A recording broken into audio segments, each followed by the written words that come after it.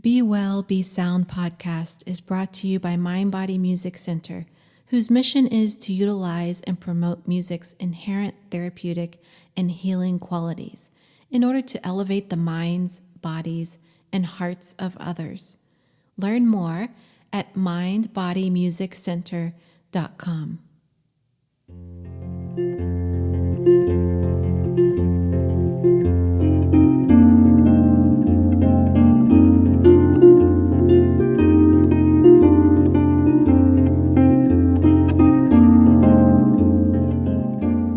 Welcome to the first Be Well, Be Sound podcast. I am Andrea Cortez, and I am so excited to begin this journey with you. This podcast will be all about sound and how sound can benefit your health. I will also be including some sound meditations in future episodes. So I just want to give a little background here first. I'm a music therapist, and I've been practicing music therapy now for 14 years, and I've worked with a wide range of populations of clients, from preschool age to elderly, in schools and hospitals and nursing homes and private residences. Being a music therapist has been a beautiful journey. I've seen so many amazing responses in the people that I've worked with through the power of music. In the past several years, I've become extremely interested in sound therapy and sound meditation. And now my practice has merged with this. So there is a difference between music therapy and sound therapy. Professionally speaking, in order to practice in the field of music therapy, you must complete at least a bachelor's in music therapy with an internship and pass a board certification exam. So the practice of sound therapy is a growing field. I practice sound therapy through the knowledge I have as a music therapist, and my methods are supported by research and based in the science of sound. The practice of music therapy and sound therapy is a merging of different fields of knowledge, from neuroscience to acoustics to the psychology of music to human biology to music theory and improvisation. So for this episode, I want to give an introduction to sound therapy. What is sound therapy, and how could it help you?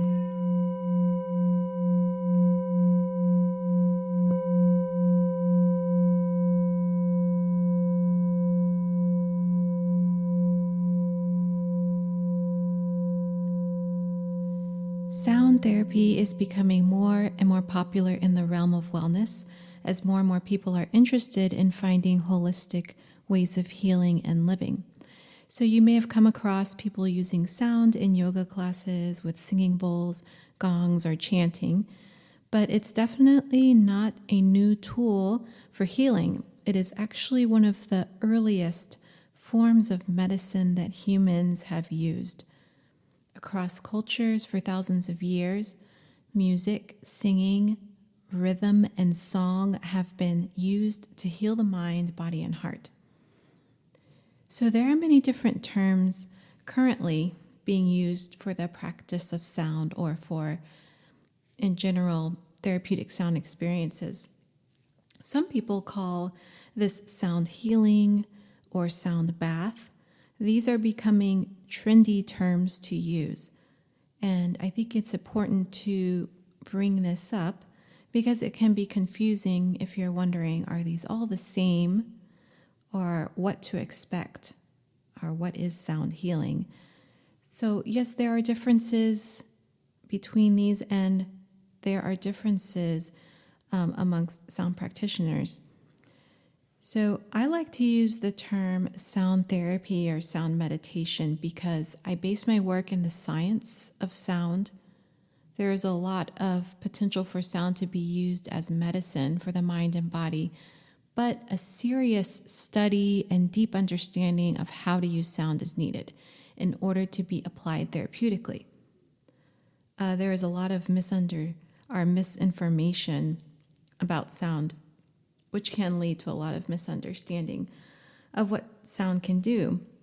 So there's misinformation and claims of what sound can do.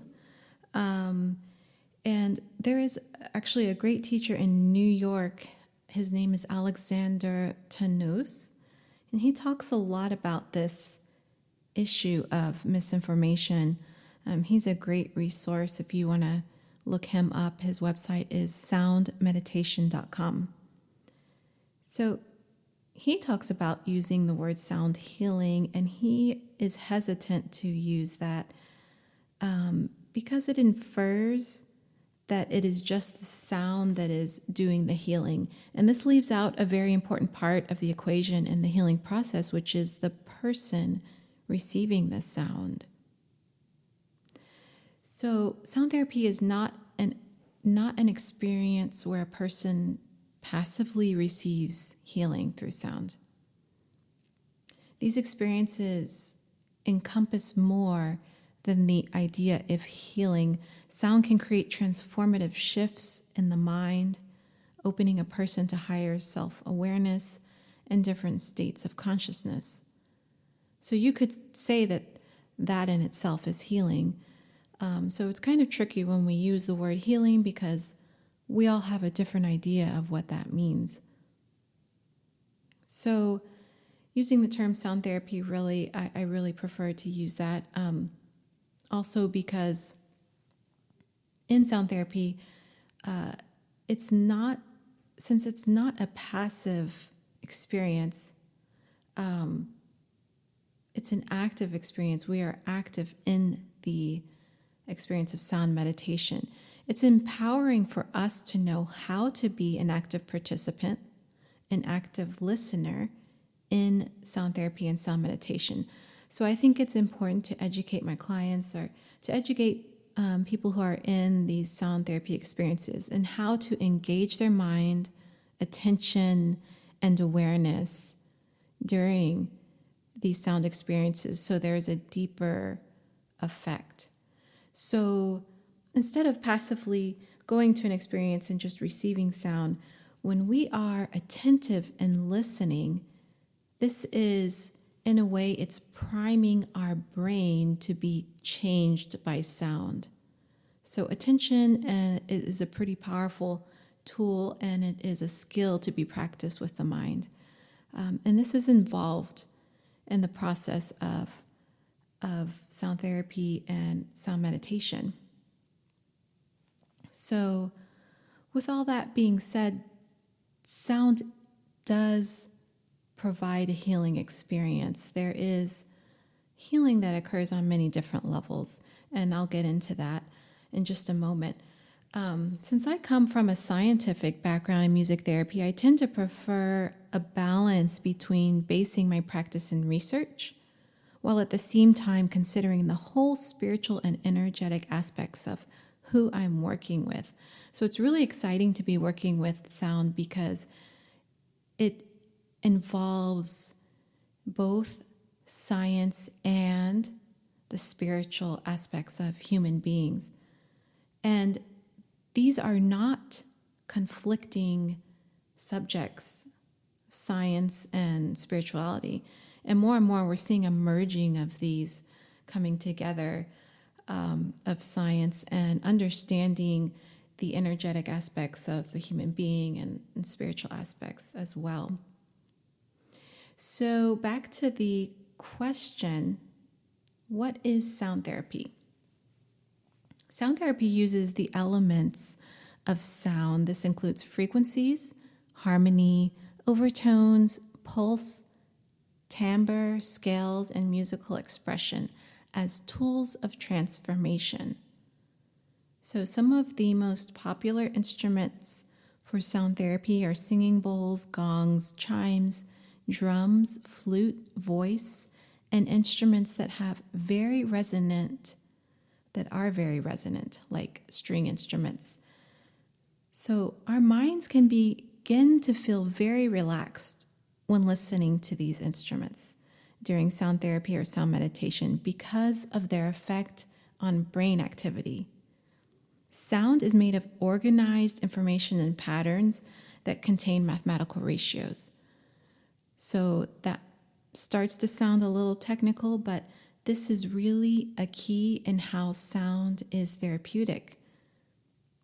So sound is organized information.